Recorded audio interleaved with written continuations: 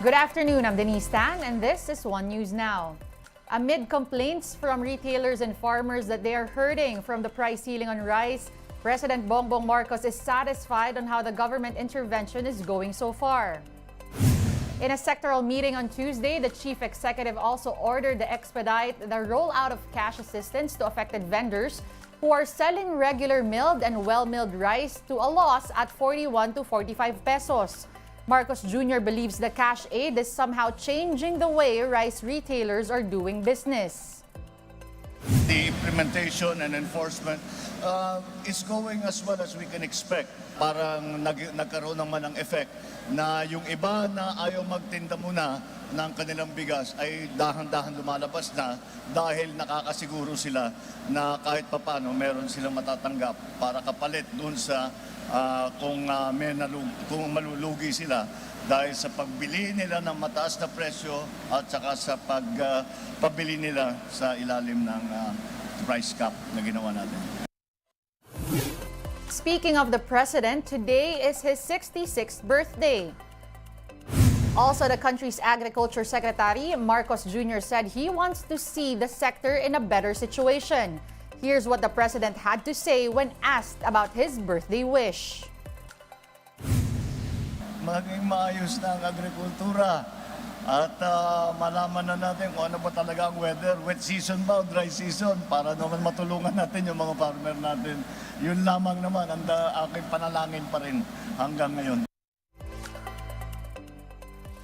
The chief executive is scheduled to fly to Singapore today to speak before economic managers and business leaders at the 10th Asian Conference.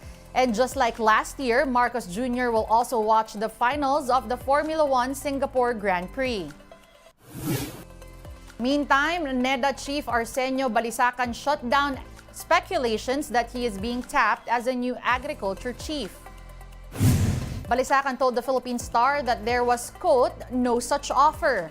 Recall that Finance Secretary Ben Diokno said that Balisacan as the next DA chief is a good idea. The NEDA Secretary previously served as Agriculture Undersecretary under the Arroyo administration. Moving on to another story, the government will roll out the fuel subsidy for drivers and operators starting today. Drivers with modern jeepneys and UV Express will receive 10,000 pesos each. Those with traditional jeeps, bus, minibus, taxi, TNVS, and school service vehicles will be given 6,500 pesos. Meanwhile, 1,000 pesos will be distributed to tricycle drivers while delivery drivers get 1,200 pesos each. The fuel subsidy is expected to benefit around 1.36 million operators and drivers nationwide. Since January, the prices of diesel have gone up to over 10 pesos per liter and 15 pesos a liter for gasoline prices. This week, petroleum is more expensive again, with diesel products up by 40 centavos a liter and gasoline and kerosene up by 20 centavos per liter. Time to take a quick break. One News Now will be back with more stories after that. Stay with us.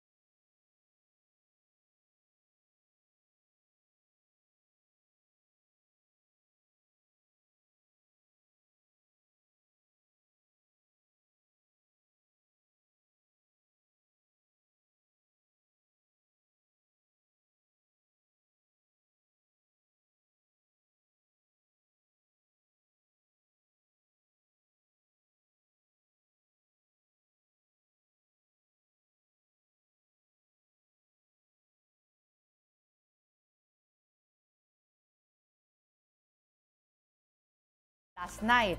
There's also no threat of tsunami, but aftershocks are expected. The epicenter of the tremor was located 22 kilometers east of the island with a depth of 41 kilometers. Intensity 5 was felt in some towns of Ilocos Norte. Intensity 4 jolted other parts of the north, including Apayao. The tremor was so strong that mall goers in San Nicolas in Ilocos Norte scrambled for the exits.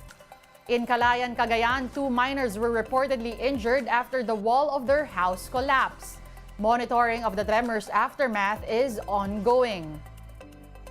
Kagitnaan po nating inugnayan yung ating mga local MDR NOMOs.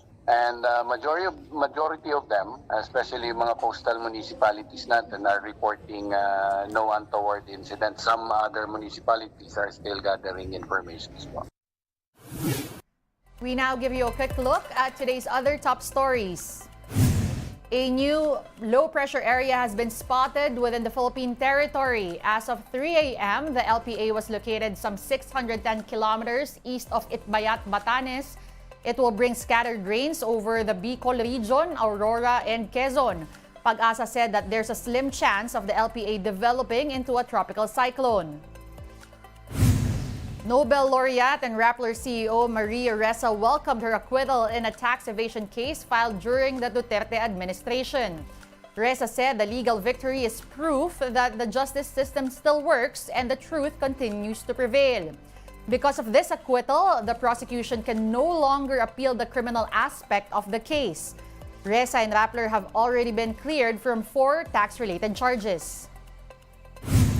The country's economic team is holding a roadshow in Dubai to woo investors from the Middle East. In particular, the Philippines is seeking investments in the infrastructure and energy sectors. Finance Secretary Ben Diokno said this is because the government is transitioning to clean energy. Around 5.8 trillion pesos worth of investment is needed for the country to have 50% renewable energy in its generation mix by 2040. Tech news now. Apple has unveiled the new models that may not have remarkable technological leaps, but are a must for iPhone enthusiasts. The details in this report by the Associated Press.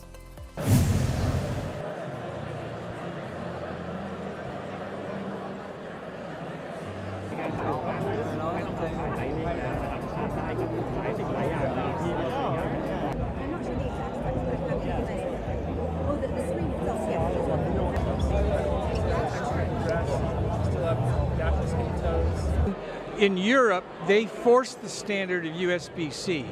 So Apple was going to have to do that for at least the European. But the decision, of course, was, well, if you're going to do it for Europe, you do it for the rest of the world, in which most of the world has already shifted over to USB-C. So this was just a natural progression.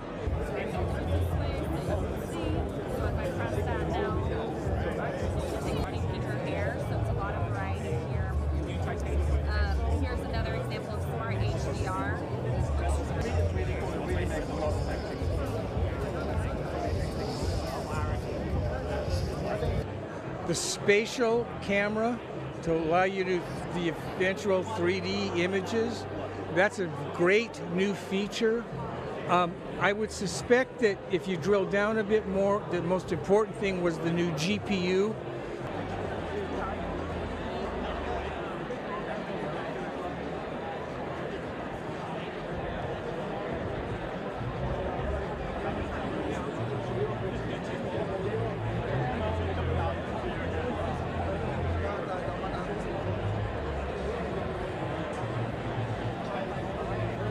What I found interesting, though, and they didn't elaborate as much, but when you go to each one of the carriers, you're basically going to get it at least at $1,000 off based on your program.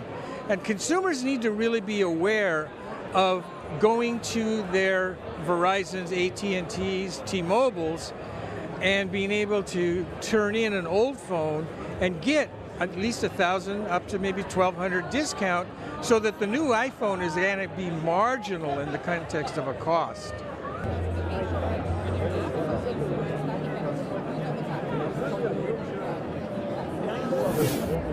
One News Now will be back at 3:15 p.m. Join us again later. I'm Denise Tan. We are One News.